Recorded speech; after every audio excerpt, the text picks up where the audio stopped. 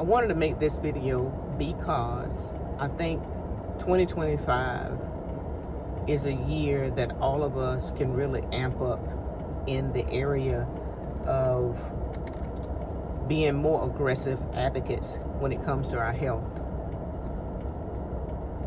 You know, if you live, you're going to get older, things are going to change, things are not going to work as good as it used to.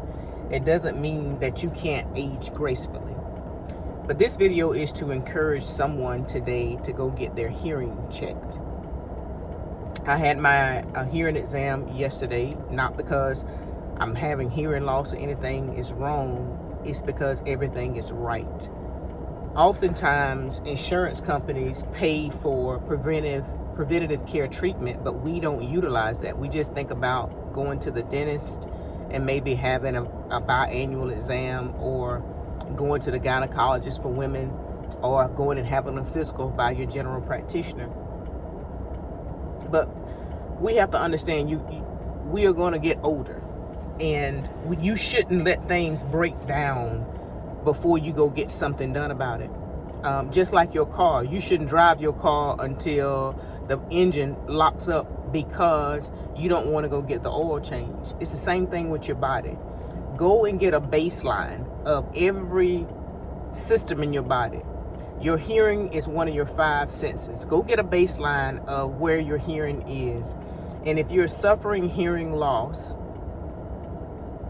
or you know someone who's suffering hearing loss, meaning their whole demeanor has changed when conversations, you notice that they're watching your lips, they're reading your lips, they say huh a lot when you're talking to them, they come in on the tail end of a conversation, and most of the time when they're responding to you is non-responsive.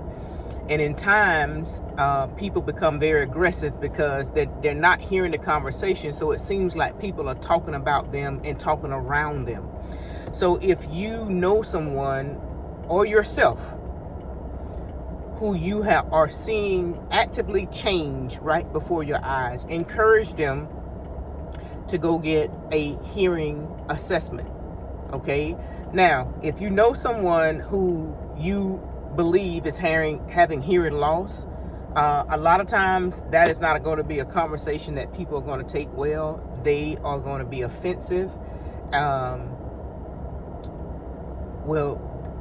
They will be offended and become defensive, and they may fight you on it. And it is real difficult when you see people deteriorating right before your eyes, people that you care about, even people that you don't know, when it is small changes that they can make to help improve.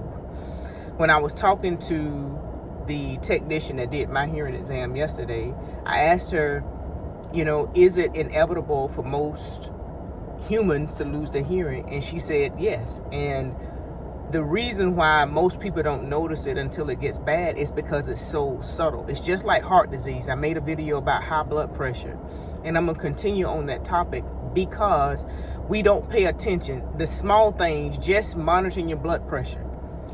And if you notice after consecutive times taking your blood pressure that your blood pressure is elevated, then start doing some introspective work and asking yourself some questions. What am I doing? Am I taking some medication? Is it some supplements that I'm taking? What is my diet like? Am I exercising? Am I carrying too much weight? You know, this thing about taking body fat and putting it in your butt and doing all these different things, y'all, you don't realize anything that's a fad and that everybody jumps on the bandwagon doing, you really need to be careful. I'm not telling you what to do with your body. I'm just saying some things just don't make sense. Why would you take fat and that amount and redistribute it anywhere in your body versus losing it? Or someone tell you in order for you to get this surgery, you have to gain weight. Some things just absolutely makes no sense. But this video is just to encourage you to go get your hearing checked. Just go get an assessment. You don't have to have something wrong. And most insurance, a lot of these doctors' offices are not taking HMO insurance. If you have that, then that can be a problem. But if you have a PPO insurance, if you don't know what that is, because I can't think of what the acronym means right off the top of my head right now, look it up, just Google it. Most PPO insurance, this is a preventative care um, exam. And the reason why they want you to have that is because hearing aids are very expensive. And they make hearing aids now that they look so sexy. You don't even know somebody's wearing them. They're not these big pieces of equipment that people used to have to wear on their ears. And it can look very embarrassing. So the insurance company want to avoid having to pay for these expensive piece of equipment if you just have an assessment. But I want to say this. When you're going to have the different systems in your body checked, go to a specialist. There's a difference between an audiologist and an ENT, an ear, nose, and throat doctor. Both of them are medical professionals, but I don't believe audiologists particularly are medical doctors, but they specialize specifically in doing hearing tests and exams. So if you went to an audiologist, and let's say I would have had wax in my ears that was plugging up my hearing down to my eardrum, they would have referred me out. They wouldn't have touched that because that needs to go to a specialist. That would be an ENT. And so stop being so cheap with yourself when it comes down to your health. I just don't get it. I don't understand. I understand it financially if you can't afford it. I just can't understand why would a woman go to her primary care physician to have a pap smear? All because you don't want to go to multiple doctors. But don't you think that's a specialized area that you would want a specialist to take a look at? But if that's what you can afford, that's one thing. But if you have the ability to afford to go to a specialist, a gynecologist, to look at your reproductive system, I don't understand why would you go to a general practitioner or my primary care physician. I don't get it. It is very difficult to see people deteriorate before your eyes. And it's even harder to watch people as you try to encourage them to take care of their health, they fight you. And at the end of the day, it's not my job to take care of anybody. This body that we have, God gave those bodies to each one of us individually to steward over.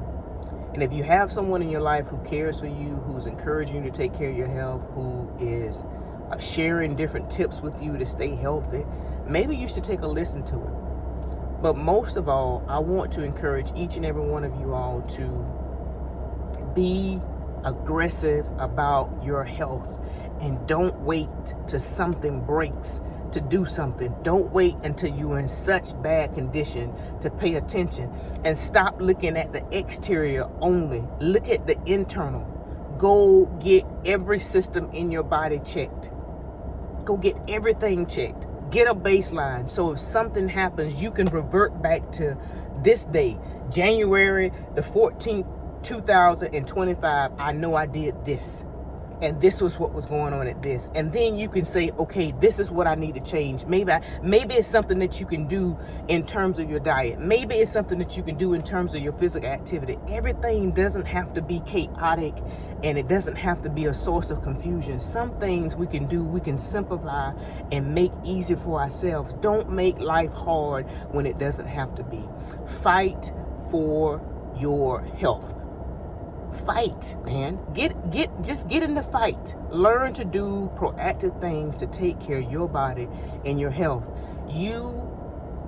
I want to live a good, long, healthy life. Longevity is the goal, right? And I know that there are some small things that I can do there's nothing guaranteed, but there are some small things that I can do that can make my life better.